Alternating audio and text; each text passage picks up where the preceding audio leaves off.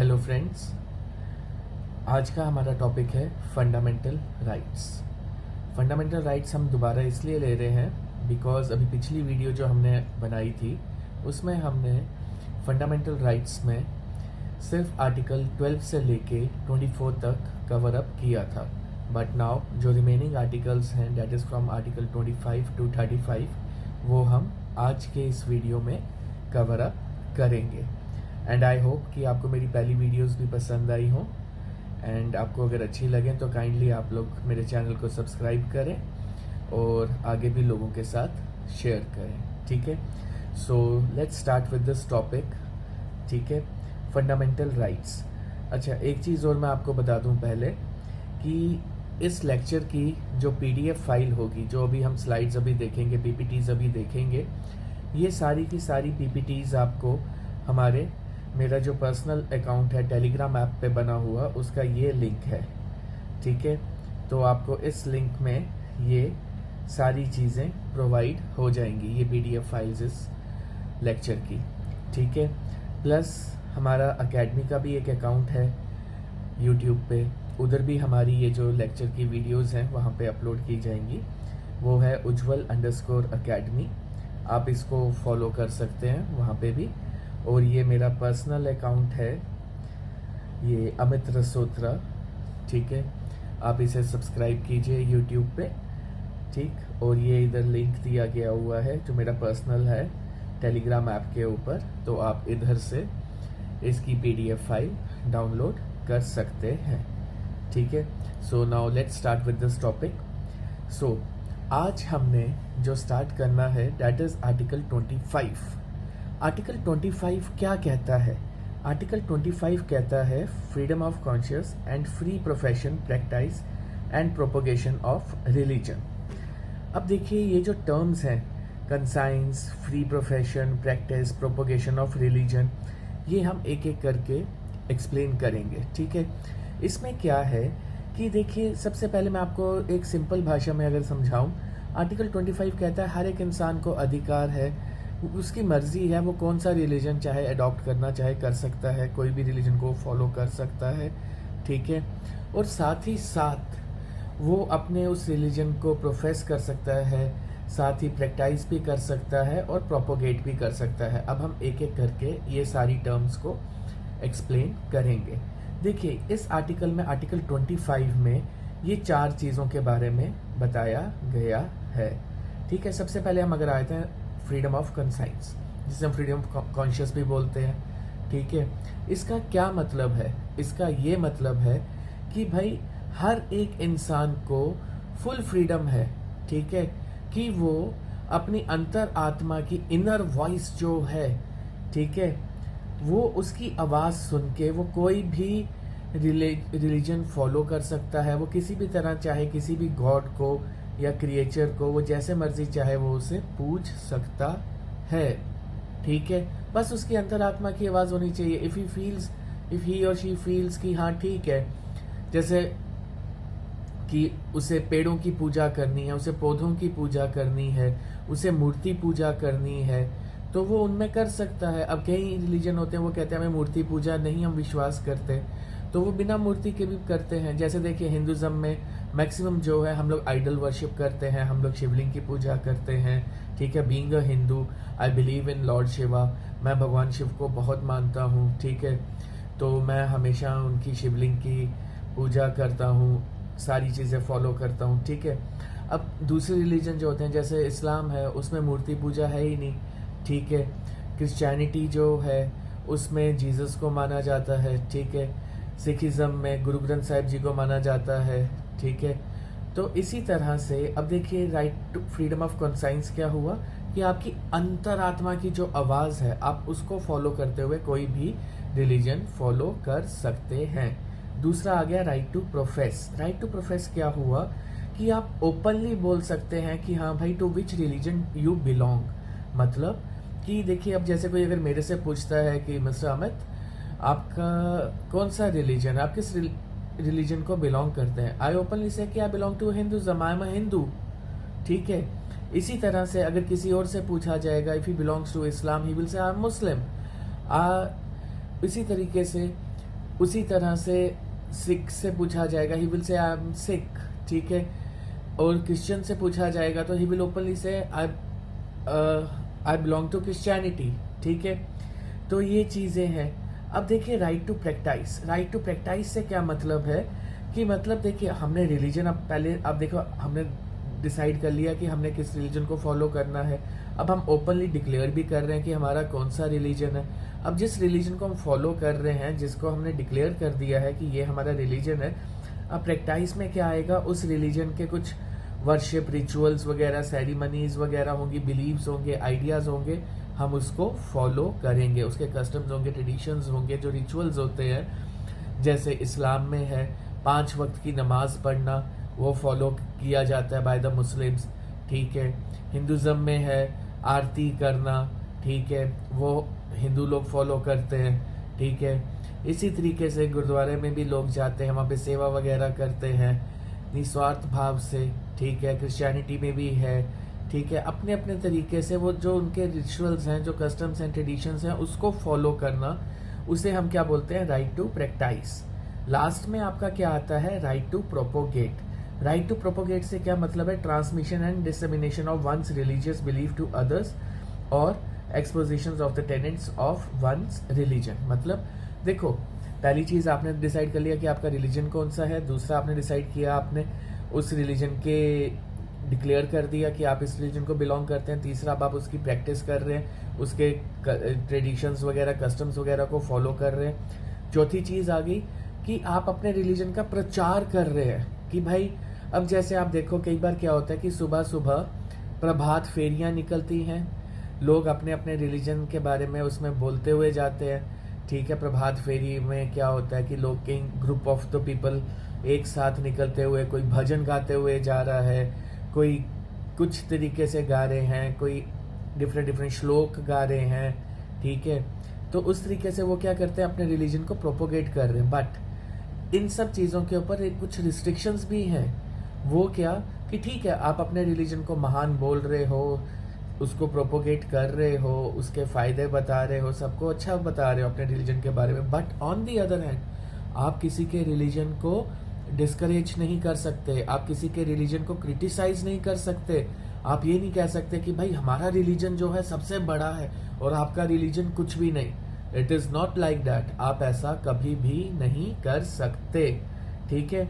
अब देखिए आर्टिकल 25 में 2 चीज़ें आती हैं, ठीक है। वो क्या, one wearing and carrying of kirpans, ठीक है, जो कि सिखिज्म में क्या है, जो इंक्लूडेड है। जो सरदार लोग होते हैं या जिन्होंने अमृत चखा हुआ होता है, वो कृपान लेडीज भी रखती हैं, ठीक है। उसी तरह से सेकंड चीज़ जो आती है आर्टिकल 25 में, जो ये सेकंड एक्सप्लेनेशन देता है, वो क्या कहता है कि हिंदूज कौन है। हिंदूज जो होंगे वो इंक्लूड करेंगे जो सिख हैं, जो जैन हैं, जो बुद्धिस्ट हैं, ये सब भी हिंदूज ही माने जाएंगे, ठीक है। और तो और ये जो मैंने आपको जैसे बताया कि इसके ऊपर रिस्ट्रिक्शंस भी होती हैं इस आर्टिकल के ऊपर, और इसमें एक रिस्ट्रिक्शन और भी है कि ये इंक्लूड नहीं करता वो राइट कि कन्वर्ट आप करो किसी और बंदे को अपने रिलीजन में, ठीक है। It does not include a right to convert another person to one's own religion, ठीक है। फोर्सिबल कन्वर्जन्स जो होती हैं, ठीक है, वो गारंटीड जो है वो पर्सन्स को, वो उन सब को हवालात में डालेगी। मैं आपको साफ बोलूँ, अगर कोई आपको फोर्सफुली कन्वर्ट करता है, कन्वर्जन्स होती हैं, ये सब करना गैर कानूनी है, और अगर आप ऐसा करते हुए पाए जाओगे आपको इमीडिएटली इम्प्रिजनमेंट हो जाएगी, ठीक है। अब नेक्स्ट हमारा जो आर्टिकल आता है वो है आर्टिकल 26। आर्टिकल 26 क्या कहता है, हर एक को फ्रीडम है, किस चीज़ की, हर एक को फ्रीडम है to manage religious affairs subject to public order, morality and health. Every religious denomination or any section thereof shall have the right. ये जो जितने भी religious denominations होते हैं या जितने भी religious affairs हैं, वो सब हमें कैरी करने की आज़ादी है। लेकिन उसमें क्या क्या चीज़ें हम इंक्लूड कर सकते हैं कि सबसे पहले to establish and maintain institutions for religious and charitable purposes. हम कोई भी, हमें अधिकार है कि हम अपने इंस्टीट्यूशंस को जो रिलीजियस और चैरिटेबल पर्पसेस के लिए बनाए जाएंगे उन्हें हम इस्टेब्लिश कर सकते हैं। to manage its own affairs in matters of religion, to own and acquire movable and immovable property. मतलब हमें पूरा अधिकार है कि हम मूवेबल और इमूवेबल प्रॉपर्टीज भी खरीद सकते हैं, ट्रस्ट वगैरह बना सकते हैं, ठीक है. To administer such property in accordance with law, ठीक है. अब देखो ये जो आर्टिकल 26 है, इसको सिंपल अगर तरीके से मैं बोलूँ, इसने क्या किया है, हर एक रिलीजियस डिनोमिनेशन और एनी ऑफ इट्स सेक्शन को राइट दिए हैं इस्टेब्लिश करने के, मेंटेन करने के institutions for religious and charitable purpose, right to manage its own affairs, ठीक है. अब वो अपने रिलीजियस अफेयर्स खुद मैनेज कर सकते हैं, ठीक है. Right to own and acquire movable and immovable property. देखो रिलीजन के नाम के वो जो ट्रस्ट वगैरह बनती हैं वो लोग एक्वायर करते हैं, कहीं लैंड्स वगैरह, कहीं गाड़ियां वगैरह, कहीं बड़े बड़े ट्रस्ट होते हैं, जैसे राधा स्वामी ट्रस्ट है, ठीक है. उसमें उनके पास ज़मीनें भी कितनी हैं, उनके पास गाड़ियां भी कितनी हैं, एम्बुलेंस वगैरह, ये सब सेवा भाव से वो लोग करते हैं लोगों की सेवा, वो लोगों को प्रोवाइड करते हैं. अगर कभी भी आपत्ति आ जाती है या कभी कोई ऐसी बात हो जाती है, ये लोग आगे आके हेल्प करते हैं लोगों की, ठीक है. फिर right to administer such property in accordance with law, ठीक है. अब ये जो है नेक्स्ट, जो इसमें सबसे ज्यादा इंपॉर्टेंट चीज हमें जानने की जरूरत है, वो देखो ये जो आर्टिकल 25 है, ठीक है. आर्टिकल 25 क्या करता है, वो गारंटी किस चीज की करता है, rights of individuals. Whereas जो आर्टिकल 26 है, ठीक है, वो गारंटी किस चीज की करता है, राइट्स ऑफ रिलीजियस डिनोमिनेशंस और देयर सेक्शंस. मतलब जो आर्टिकल 25 है वो सिर्फ इंडिविजुअल्स की राइट की बात कर रहा है, लेकिन जो आर्टिकल 26 है वो किस चीज के बारे में बात कर रहा है, वो बात कर रहा है rights of religious denominations and their sections, ठीक है. अगर हम सिंपल और तरीके से बोलें तो आर्टिकल 26 जो है वो प्रोटेक्ट करता है किसको, कलेक्टिव फ्रीडम ऑफ रिलीजन. 25 जो है वो इंडिविजुअल राइट को प्रोटेक्ट करता है, इंडिविजुअल को प्रोटेक्ट करता है, बिकॉज उसमें वो खुद से डिसाइड कर रहा है कि उसको कौन सा रिलीजन फॉलो करना है, कौन से को प्रोपोगेट करना है, कौन से को प्रोफेस करना है, ठीक है, इस तरह से. लेकिन आर्टिकल 26 इसकी बात कर रहा है, वो कलेक्टिवली बात कर रहा है फ्रीडम ऑफ रिलीजन की, ठीक है. इसी तरीके से अब नेक्स्ट हमारा आता है आर्टिकल 27, ठीक है. आर्टिकल 27 को सिंपल भाषा में अगर मैं आपको समझाऊं, वो ये कहता है कि किसी भी हम इंसान सिटीजन को कंपेल नहीं कर सकते कि वो टैक्सेस वगैरह पे करे, किसके लिए, for the promotion of the religion. See हमारी जो कंट्री है India, that is a secular state. Secular का क्या मतलब होता है, India does not have its own religion but give respect to each and every religion, ठीक है. जो भी उसके अंदर रिलीजन्स हैं उन सबको इक्वली रिस्पेक्ट करेगा, बट वो खुद का कोई रिलीजन नहीं है. जैसे आप देखो दुनिया में कितनी कंट्रीज हैं, किसी ने बोला हुआ है we are a Christian country, हाँ ठीक है, we are a Islamic country, कोई भी ऐसे बोलता है. दुनिया में सिर्फ एक ही थी Hindu country, that was Nepal, जिसने वो भी अपना स्टेटस ये खत्म कर दिया. उन्होंने बोल दिया कि now we are very much secular like India, ठीक है. तो ये चीज, तो अब ये देखो आर्टिकल 27 क्या कहता है कि हम किसी भी, no person shall be compelled to pay any taxes for the promotion और maintenance of any particular religion और religious denomination. In other words the state should not spend the public money. मतलब जो पब्लिक से money जो यानी जो taxes की form में जो गवर्नमेंट इकट्ठा करती है पैसा, वो किसी भी रिलीजन के प्रमोशन या मेंटेनेंस के लिए या पर्टिकुलर रिलीजन के लिए नहीं खर्च किया जा सकता. कि हम बोलें किसी इंडिया में मैक्सिमम जो है हिंदू लोग हैं, ठीक है, तो कल को गवर्नमेंट बोले कि नहीं भाई we are bound to propagate this Hinduism, हाँ हमें हिंदुज़म को आगे बढ़ाना है, हमें हिंदुज़म के लिए ये फंड्स वगैरह देने हैं, ये पब्लिक के जो टैक्सेस हैं हम इसको यहाँ पे यूटिलाइज करें. No, they can not. But on the other hand, instead of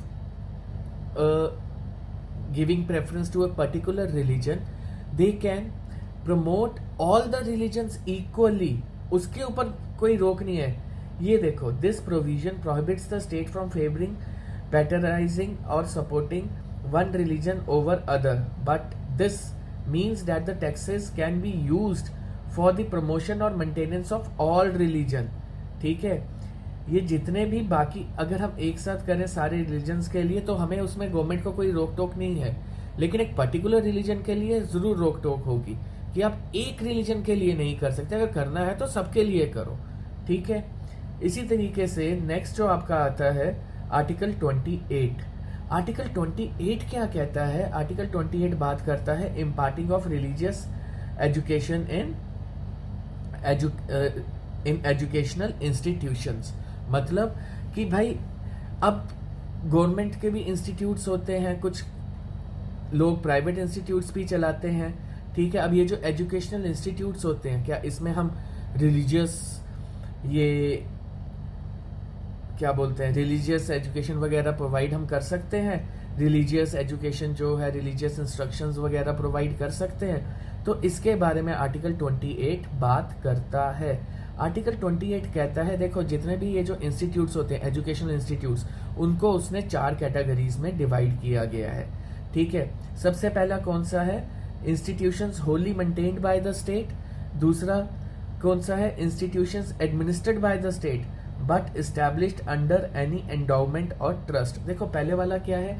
साथ वो जो इंस्टीट्यूट है, institutions Holi maintained by the state, मतलब ऐसे गवर्नमेंट इंस्टीट्यूट जो टोटली हर एक प्रकार से वो गवर्नमेंट ही उन्हें चला रही है, ठीक है, उसमें और किसी बंदे की इंटरफेरेंस नहीं है, ठीक है। और दूसरा आ गया कि इंस्टीट्यूशन जो एडमिनिस्टर्ड बाय द स्टेट, मतलब गवर्नमेंट का जो है उस पर सिर्फ सुपरविजन है, ठीक है, but established under any endowment और ट्रस्ट, लेकिन उसे बनाया किसने है? एक ट्रस्ट ने, ठीक है। तीसरी कैटेगरी जो आती है एजुकेशन इंस्टीट्यूशंस की, वो आती है institutions recognised by the state, ठीक है। और चौथी आ गई आपकी institutions receiving aid from the state. अब जनरली एग्जाम में कई बार पूछा जाता है कि भैया बताओ हमें कि इनमें से कौन से इंस्टीट्यूट्स हैं जिनमें हम रिलीजियस एजुकेशन इंस्ट्रक्शंस वगैरह प्रोवाइड इम्पार्ट वगैरह कर सकते हैं और किसमें नहीं कर सकते। तो वो हमेशा याद रखो कि ए वाले में और बी वाले, ये जो ए और बी है, ठीक है, ये इन दोनों में religious instructions is completely prohibited while in B religious instruction is permitted, ठीक है। जो A वाला है, ठीक है, institutions wholly maintained by the state, इसमें तो आप religious instructions तो impart कर ही नहीं सकते, ठीक है। whereas in case of your B that means कि institutions administered by the state but established under any endowment or trust, ठीक है, religious instructions are permitted, ठीक है। जो बी है इसमें परमिटेड है रिलीजियस इंस्ट्रक्शंस, ठीक है। तो अब साथ ही साथ इसमें ये देखो जो सी और डी है इसमें वॉलेंटरली है, यानी institutions recognised by the state और institutions receiving aid from the state, ये जो दो हैं इसमें ये वॉलेंट्री है, ठीक है। कि मतलब आपकी मर्जी है कि आप किसी को कंपेल नहीं कर सकते, अगर कोई देना चाहे तो दे सकता है, कोई फॉलो करना चाहे आपकी रिलीजियस इंस्ट्रक्शंस को तो वो फॉलो कर सकते हैं, but you can not compel the persons, ठीक है। ये चीज क्लियर? देखो ये बहुत इंपॉर्टेंट होता है और ये कई बार ये पूछा जाता है एग्जाम में, जब आप कल को सिविल सर्विसेज के लिए प्रिपेयर करोगे तो कौन से है जिसमें आप दे सकते हैं रिलीजियस इंस्ट्रक्शंस वगैरह इम्पार्ट कर सकते हैं और किसमें नहीं कर सकते, तो आपको ये उसमें काम आएगा। और ये वाली स्लाइड आपको बहुत इंपॉर्टेंट है, वेरी वेरी इंपॉर्टेंट। सो अब नेक्स्ट हमारा आर्टिकल आता है आर्टिकल 29, ठीक है। आर्टिकल 29 क्या कहता है? Protection of interest of minorities, ठीक है।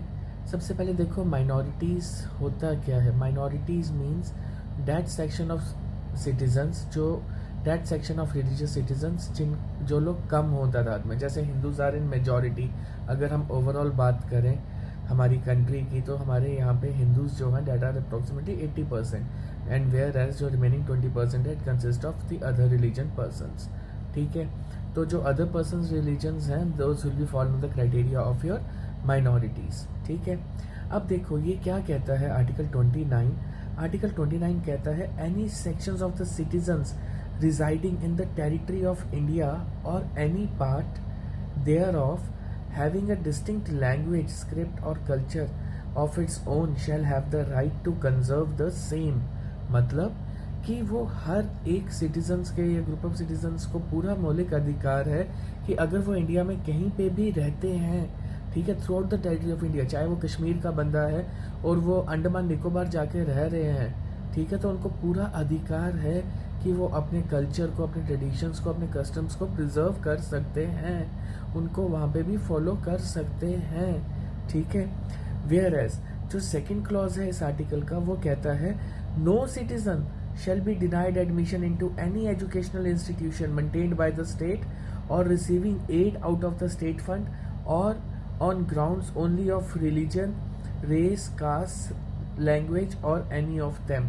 मतलब हम किसी को भी डिस्क्रिमिनेट नहीं कर सकते, चाहे वो बंदा कश्मीर का है या अंडमान निकोबार का है या चेन्नई का है या कर्नाटका का है, हम एडमिशन्स देंगे वहाँ के भी बच्चों को। वो हम ये नहीं कह सकते कि भैया ये जो जम्मू कश्मीर है तो जम्मू कश्मीर में सिर्फ और सिर्फ यहाँ पे जम्मू कश्मीर के लोगों को ही एडमिशन्स बच्चों को मिलेगी, बाकियों को नहीं मिलेगी। नहीं, उनका भी अधिकार है। जैसे हम लोगों के यहाँ से स्टेट से हम अब तो हम लोग यूटी बन गए हुए हैं, हमारे यहाँ से कई स्टूडेंट्स हैं, वो कोई बॉम्बे जा रहा है, कोई पुणे जा रहा है, कोई कोलकाता जा रहा है, कोई बेंगलोर जा रहा है, मैंगलोर जा रहा है पढ़ने के लिए। वहाँ पे एजुकेशन इंस्टीट्यूशंस जो हैं तो वहाँ पे भी उनको एडमिशन्स दी जाती हैं। ठीक है, अब यही चीज़ देखो, जो फर्स्ट क्लॉज है वो किसकी बात करता है? वो फर्स्ट प्रोविजन जो है वो प्रोटेक्ट करता है किसको?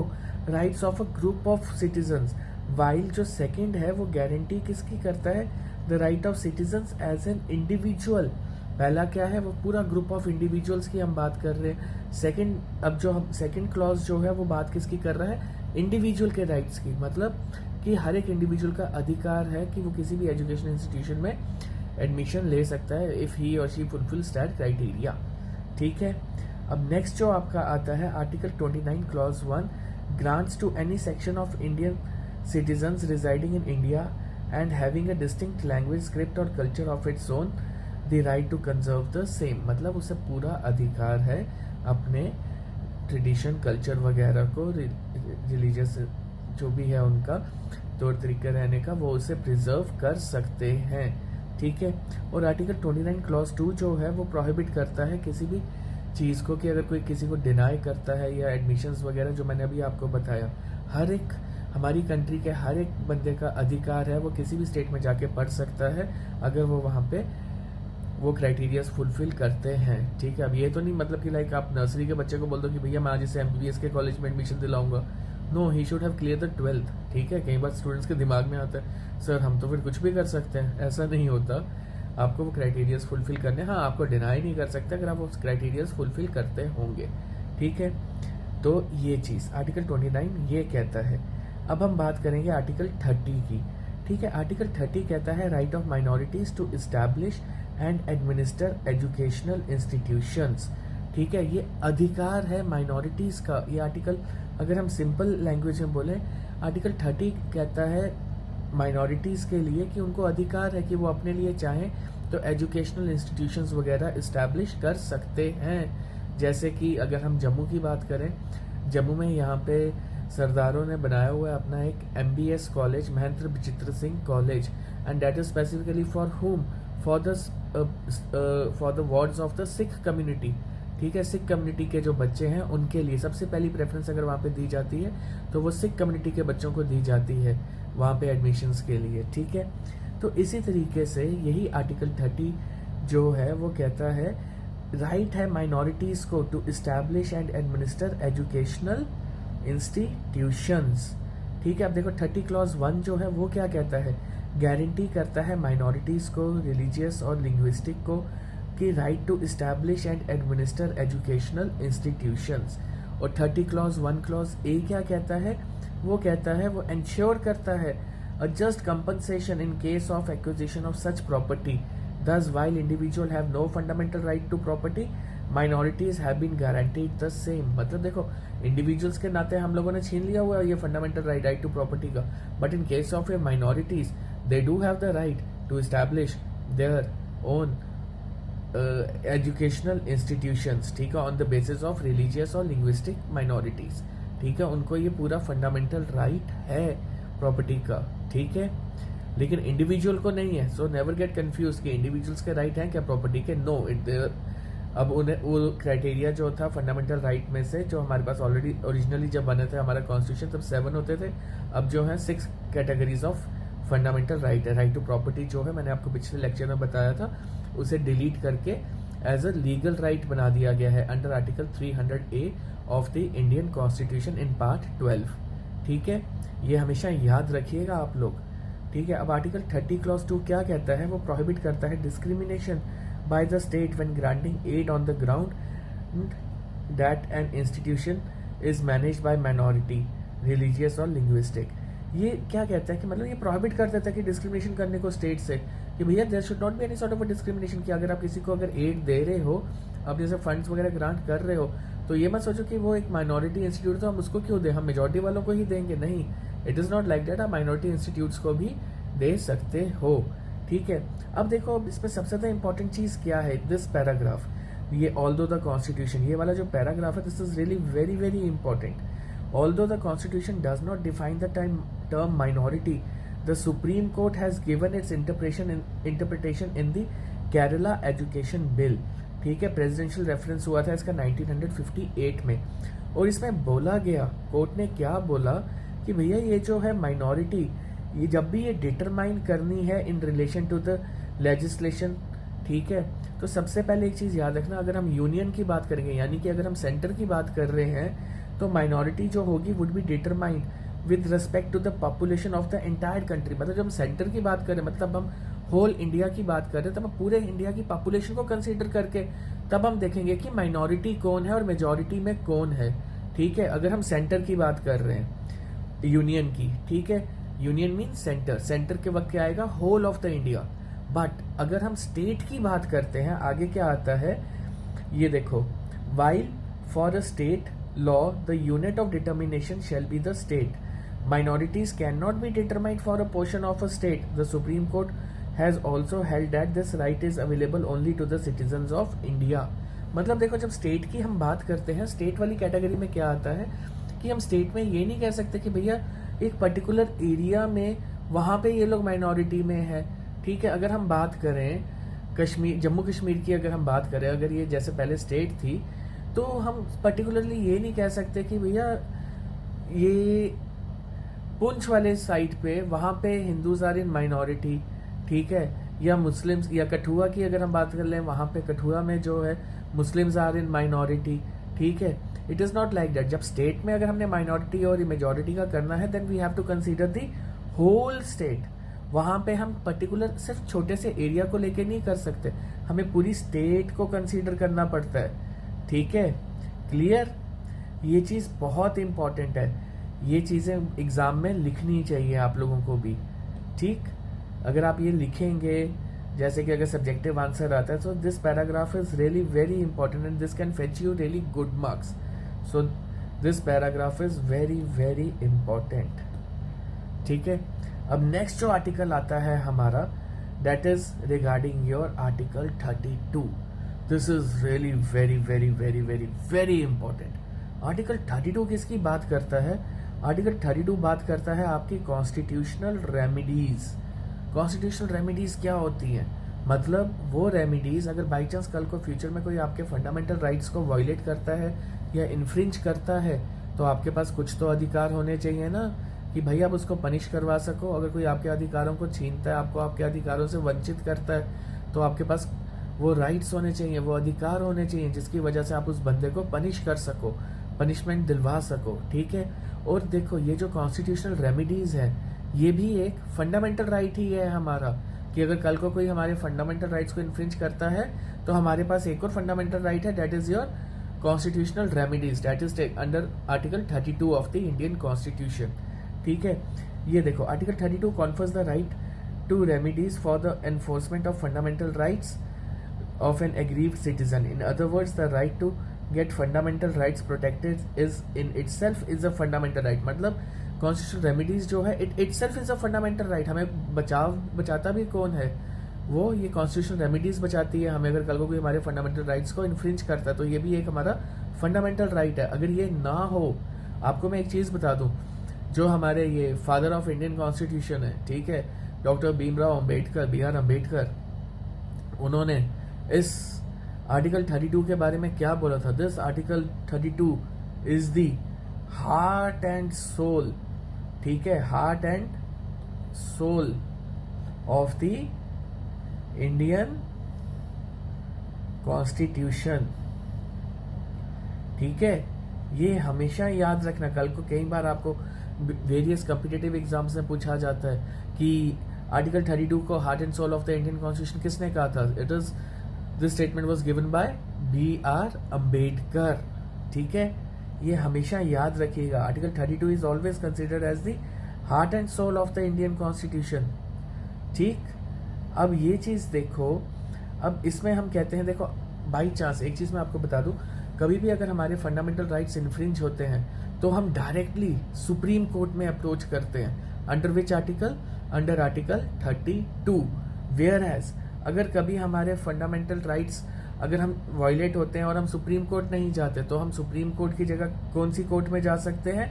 We can directly approach to the High Court under article 226। ठीक है, under article 226 we can directly approach to the High Court. अब मैं आपको एक चीज़ बता दूं कि ये जो हमारे फंडामेंटल राइट्स हैं, अगर ये कभी भी वायलेट होते हैं तो उसके लिए डायरेक्टली हम जाएंगे Supreme Court, either to the Supreme Court और टू दी हाई कोर्ट। अब एक सवाल आता है, वो कई बार पूछा जाता है कि ओरिजिनल जुरिस्डिक्शन जो है वो किसकी बड़ी होती है, whether it is of high court और सुप्रीम कोर्ट। तो the correct answer is supreme court. Original jurisdiction जब भी कंसीडर की जाएगी तो वो सुप्रीम कोर्ट की बड़ी है। वेयर एज अगर हम बात करेंगे रिट जुरिस्डिक्शन, कि रिट जुरिस्डिक्शन किसकी बड़ी है, is it of high court और of supreme court, then the answer would have been high court. ठीक है, सुप्रीम कोर्ट में हर एक मैटर नहीं जाता है, वहां पे बहुत रेयर मैटर्स जाते हैं। ठीक है, इसीलिए सबसे ज्यादा केसेस जो होते हैं वो निपटारा मैक्सिमम कहाँ पे हो जाता है, वो हाई कोर्ट्स में हो जाता है। तो इसलिए सबसे बड़ी रिट जुरिस्डिक्शन किसके पास है, वो किसकी मानी जाती है, वो हाई कोर्ट की मानी जाती है। Got my point. और ओरिजिनल जुरिस्डिक्शन किसकी बड़ी होती है, सुप्रीम कोर्ट की। देखो इस चीज को आप चाहो तो नोट डाउन कर लो या याद रखो, तोते की तरह रट लो। ओरिजिनल जुरिस्डिक्शन सुप्रीम कोर्ट की बड़ी होती है और रिट जुरिस्डिक्शन हाई कोर्ट की बड़ी होती है। ठीक है, never ever forget this thing. ये कई बार आपसे, जैसे देखो जो लोग लॉ कर रहे होते हैं, वाइवा लेने आते हैं बाहर से कई बार एग्जामिनर्स आपका, ठीक है, तो उसमें ये लोग पूछते हैं ये ट्विस्ट करके सवाल, अच्छा हमें ये बताओ कि ओरिजिनल जुरिस्डिक्शन किसकी बड़ी होती है, वेदर ऑफ हाई कोर्ट और supreme court. Original, the correct answer is original jurisdiction हमेशा सुप्रीम कोर्ट की बड़ी है, वेयर एज हाई कोर्ट की रिच जुरिस्डिक्शन बड़ी होती है। ठीक है, क्लियर। अब देखो एक चीज मैं बता दूं, the Supreme Court under article 32 issues writs. ठीक है, अब हम बात करेंगे डिफरेंट टाइप्स ऑफ रिट्स की। अब इस आर्टिकल 32 में 5 टाइप्स ऑफ रिट्स आएंगी। ठीक है, वो कौन कौन सी होती हैं? पहली होती है हैबियस कार्पस। ठीक है, दूसरी आएगी आपकी मैंडमस, तीसरी आपकी आएगी प्रोहिबिशन, चौथी आपकी आएगी रिट ऑफ सर्चरारी और लास्ट 5th वन आएगी क्यू वारंटो।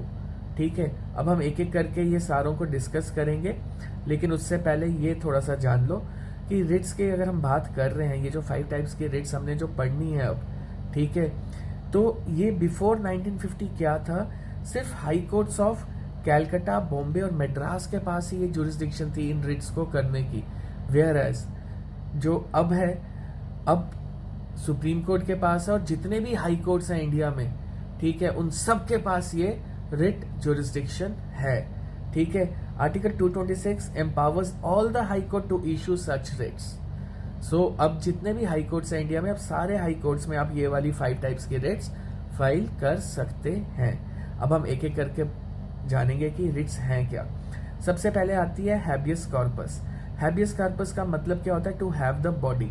मतलब आपको सिंपल भाषा में अगर मैं समझाऊं, इसका ये मतलब है कि देखो बाई चांस अगर आप किसी बंदे को अरेस्ट करती है पुलिस डिपार्टमेंट, तो अगर पुलिस ऑफिसर्स अरेस्ट करते हैं तो it is their duty to present that person before the जज। ठीक है, मैजिस्ट्रेट के सामने उस बंदे को उन्होंने पेश करना है विद इन 24 आवर्स।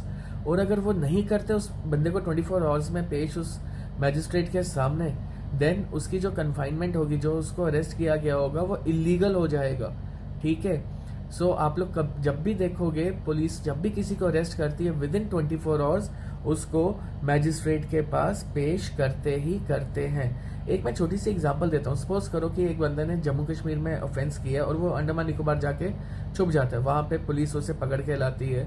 अब वहां पे अंडमान निकोबार पहुंचते हैं, अंडमान निकोबार में अरेस्ट करते हैं, वहां से उसे लाने में यहाँ पे 3-4 दिन लग जाते हैं। ठीक है, जम्मू पहुंचते हुए। तो अब ये जो बीच का टाइम है, ठीक है, 4 दिन हो गए बंदे को अरेस्ट किया हुआ है, वेदर अब जो इसको जो डिटेन किया हुआ था ये उसकी अरेस्ट मानी जाएगी या नहीं। ठीक है, वो देखो उसमें क्या है कि जब भी 24 आवर्स कैलकुलेट करेंगे, टाइम ऑफ जर्नी जो होगा ना वो एक्सक्लूड हो जाएगा, ठीक है, वो नहीं कंसीडर किया जाता। सो जैसे ही वो लोग जम्मू पहुंच जाएंगे उसके within 24 hours they have to produce him before the magistrate, तो उसकी जो अरेस्ट होगी वो मानी जाएगी, ठीक है, उसमें कोई भी ऐसी बात नहीं है, ठीक है।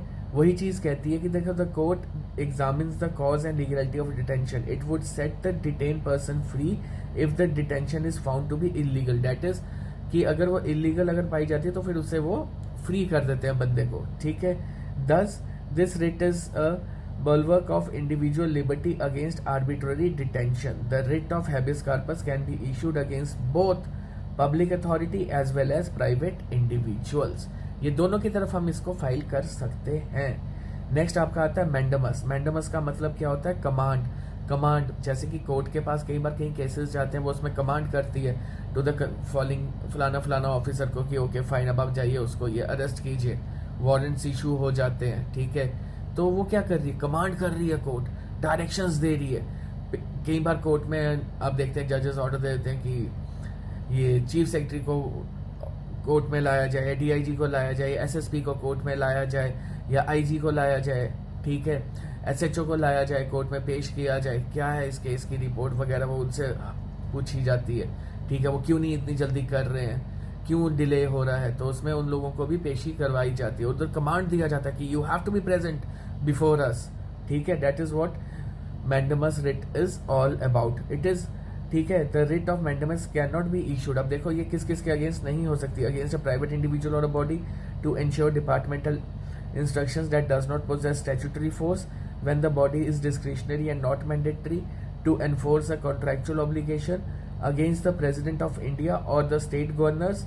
जैसे कि मैंने आपको पिछले लेक्चर्स में बताया था, क्रिमिनल प्रोसीडिंग्स जो है इन्हें इम्यूनिटी होती है, डिप्लोमेट्स को होती है, ठीक है, यूएनओ के मेंबर्स को होती है, साथ ही साथ आपके ये प्रेसिडेंट और गवर्नर्स को ये इम्यूनिटी है, ठीक है। Against the chief justice of high court acting in a judicial capacity, इनके खिलाफ आप ये रिट नहीं ला सकते, ठीक है। Next is your prohibition. Literally prohibition का मीनिंग क्या होता है? टू फॉरबिड, ठीक है। अब देखो इसमें और जो अगली रिट है सर्चुरारी, इन दोनों में बड़ा छोटा सा स्लाइड सा डिफरेंस है, वो देखो मैं बताता हूँ आपको क्या है। It is issued by a high court to a lower court और tribunal to prevent the latter from exceeding it jurisdiction और observing a jurisdiction that it does not possesses, ठीक है। इसमें क्या कर रहे हैं हम लोग? फॉरबिड कर रहे हैं जो भी जूनियर कोर्ट है उसको कि भाई आप इसमें नहीं दखलंदाजी दे। देखिए हर एक कोर्ट की ना एक जुरिस्डिक्शन होती है कि वो इतने से इतने तक, अगर सिंपल भाषा में बोलूँ, सपोज करो मुंसिफ कोर्ट की जुरिस्डिक्शन है 5 लाख तक के केसेस सुनने की, उसके ऊपर आते हैं सब जज, उनकी है 10 लाख के केसेस सुनने की। अगर मुंसिफ वाला ही अगर 20 लाख के केस की जुरिस्डिक्शन वाला अगर केस, सपोज मैं जस्ट एक एग्जाम्पल दे रहा हूँ, 20 लाख की वैल्यू वाला केस सुन लेता है तो उसे क्या करेंगे? उसे फॉरबिड करेंगे, ठीक है। तो तभी कहते हैं the writ of prohibition can be issued only against judicial and quasi judicial bodies. It is not available against the administrative authorities like legislative bodies and private individuals. Whereas, अब देखो जो मैंने दूसरी चीज बोली, रिट ऑफ सर्चुरारी। सर्चुरारी का क्या मतलब होता है? टू बी सर्टिफाइड, ठीक है। ये हमेशा इशू की जाती है किसके थ्रू? हाई कोर्ट और लोअर कोर्ट और ट्रिब्यूनल, ठीक है, बाय हाई कोर्ट किसके अगेंस्ट? लोअर कोर्ट और ट्रिब्यूनल, कि वो एकदम से क्या करेंगे? ट्रांसफर करेंगे case pending with the letter to itself और टू स्क्वैश द ऑर्डर। अब इसमें क्या है? देखो प्रोहिबिट वाले में क्या था, यहाँ पे प्रोहिबिशन वाले में अभी केस चल रहा होगा तो उसको बीच में ही रोक दिया जाता है कि भैया तुम्हारी इतनी अभी जुरिस्डिक्शन नहीं है जो तुम सुन रहे हो। Whereas in case of a certiorari, इसमें ऑलरेडी केस सुन लिया गया होता है और अगर नहीं सुना गया होता, अभी चल रहा है, जजमेंट आनी है तो उसको वहीं पे रोक दिया जाएगा, और अगर आ गई है देन वो वापस उस केस को रिकंसीडर किया जाएगा, क्योंकि उसमें उसने क्या किया है? जज ने एक्सेस ऑफ जुरिस्डिक्शन और लैक ऑफ जुरिस्डिक्शन और एरर ऑफ लॉ उसमें हुआ होगा, ठीक है। ये चीज हमेशा याद रखना, यही छोटा सा इन दोनों में डिफरेंस है। और जो लास्ट आपकी रिट आती है that is your quo warranto. इसका मतलब होता है बाय व्हाट अथॉरिटी और वारंट। अब देखो कई बार इसका सिंपल भाषा में अगर मैं आपको समझाऊं, सपोज करो किसी बंदे, आप कल को पुलिस में आ जाते हो, आप सब इंस्पेक्टर लग गए हो या आप एसपी लग गए हो, ठीक है, डायरेक्ट आईपीएस ऑफिसर आए हो, नो यू आर एसपी, ठीक है। आपकी ट्रांसफर होती है, सपोज जम्मू में आप थे एसएसपी जम्मू, तो अब आपकी ट्रांसफर हो जाती है एसएसपी उधमपुर, ठीक है, आप जाते हैं वहाँ पे। अब आप जब तक एसएसपी उधमपुर जो प्रीवियस था वो अगर आपको चार्ज नहीं देता तो आपको उससे चार्ज लेना है, तभी आप वहाँ पे ले सकेंगे सीट। ठीक है, अगर वो नहीं देता, वो कहता नहीं मैंने नहीं छोड़ना है, तो फिर आप क्या करेंगे, क्यू वारंटो की रिट फाइल करेंगे और उसमें उससे पूछा जाएगा कि under what capacity you are holding that post, buddy now you have been transferred, so please leave this station and let the person who has been posted here be given charge. ठीक है, तो इसी तरीके से इसका मतलब हुआ कि बाय व्हाट अथॉरिटी। अब जैसे इलेक्शंस होते हैं, अब कई बार जीतते हैं, कई बार नहीं जीतते। अब जो हार जाते हैं तो वो जो नए बंदे आते हैं उनकी जगह एमपी वगैरह चूज होके, अब जनता ने जिन्हें मौका दिया गया होता है, अब वो लोग अगर ऑफिस पुराने वाले नहीं छोड़ेंगे तो नया वाला तो उनको धक्का मारेगा थोड़ा ही, वो उनके खिलाफ क्या करेगा, क्यों वारंट बोलेगा भैया under what capacity you are holding this post. Court आपको बुलाएगी, पूछेगी under what capacity you are holding this post, तो फिर ये चीज है। ठीक है, this is what your quo warranto means. अब नेक्स्ट जो आता है आर्टिकल 33। आर्टिकल 33 क्या कहता है, empowers the parliament to restrict और abrogate the fundamental rights of the members of the arm forces, paramilitary forces, police forces, intelligence agencies and analogous forces. मतलब ये जो फोर्सेस हैं इनको अधिकार नहीं होता है, इनकी रिस्ट्रिक्शंस लगाई जाती हैं कि आप किसी भी यूनियन वगैरह या पॉलिटिकल पार्टी वगैरह को नहीं ज्वाइन कर सकते। अदरवाइज आपको जैसे फंडामेंटल राइट है to form the unions, to join the unions वगैरह, पॉलिटिकल पार्टीज आप कर सकते हैं, अपनी भी फ्रेम कर सकते हैं, सॉरी। तो बट इन पे रिस्ट्रिक्शंस लगाई जाती है, बिकॉज अगर ये लोग किसी पॉलिटिकल पार्टी के साथ इंडल्ज हो जाएंगे या उनकी तरफ इंक्लाइन हो जाएंगे तो वो फिर ड्यूटी ढंग से नहीं कर सकते, वो पार्शियलिटी आ जाएगी उसमें। इसीलिए आर्टिकल 33 क्या कहता है कि ये जितनी भी फोर्सेज हैं इनको रिस्ट्रिक्ट किया जाता है, दे can not do all those types of things. Similarly जो आपका आर्टिकल 34 है, ठीक है, आर्टिकल 34 क्या कहता है, मार्शल लॉ और फंडामेंटल राइट्स। जब मार्शल लॉ लगता है, जैसे कि सपोज करो किसी स्टेट में कोई दंगे फसाद हो गए, वहां की कॉन्स्टिट्यूशन मशीनरी ब्रेकडाउन होगी, इमीडिएटली यहाँ पे गवर्नर रूल लग जाएगा या फिर प्रेसिडेंट रूल लगा दिया जाता है, जिसे हम गवर्नर रूल बोलते हैं। ठीक है, तो उस समय क्या होता है, हमारे कई फंडामेंटल राइट्स जो होते हैं वो सस्पेंड कर दिए जाते हैं। कभी कहीं पे हालात खराब हो गए हैं, वहां पे आप मतलब लाइक एक साथ खड़े नहीं हो सकते।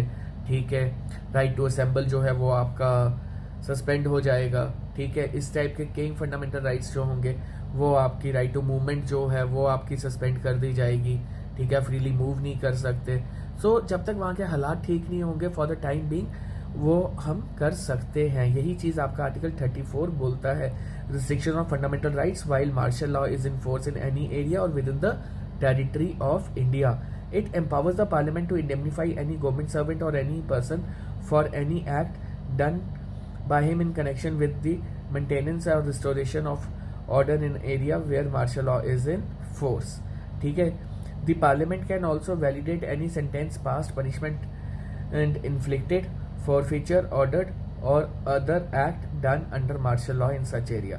मतलब पार्लियामेंट जो है उसे वैलिडेट कर सकता है कि बाई चांस वहाँ पे अगर गवर्नर ने इस समय बोल दिया कि भाई ये बिल्डिंग्स डिमोलिश कर दो इस समय, हाँ इनकी वजह से काफ़ी ऐसे यहाँ पे हो रहा है, तो एकदम से वो सब किया जा सकता है।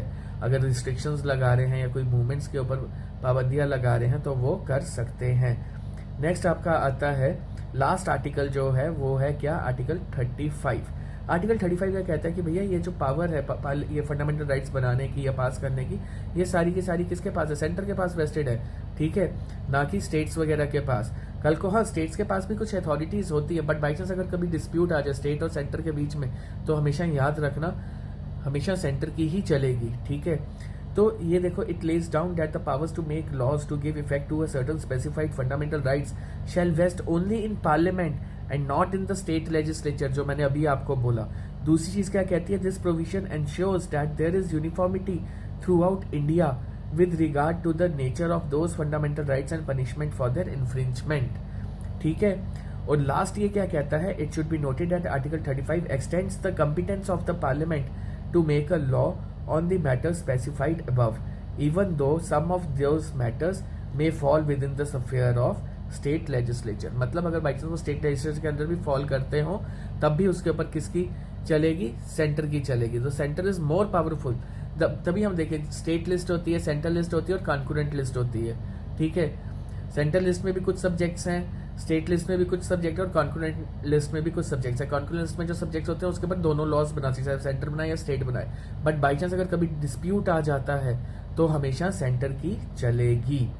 ठीक है, ये थे आपके फंडामेंटल राइट्स, यहाँ पे आपका ये ख़त्म होता है। सो गाइस, अगर आपको मेरे लेक्चर्स पसंद आ रहे हैं सो प्लीज़ मेरा ये चैनल है यूट्यूब पे अमित रसोत्रा, ठीक है, इसको फॉलो कीजिए। और साथ में हमारी अकेडमी का भी है, उज्जवल _अकेडमी।